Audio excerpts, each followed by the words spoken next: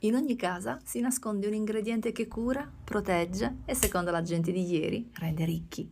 Oggi parliamo di cloruro di sodio, il sale. Se usa il grusso o bistau a casa mia.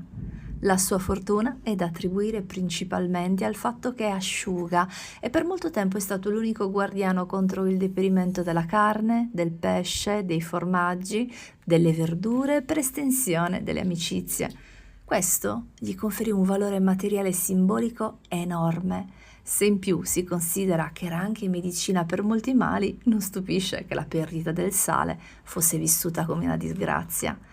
Le donne della mia gente, il sale, lo usavano contro i dolori reumatici, l'affaticamento muscolare, i problemi alla pelle, i porri, la mastite, le bruciature, il mal di denti, disinfettava le ferite e aiutava contro il mal di testa.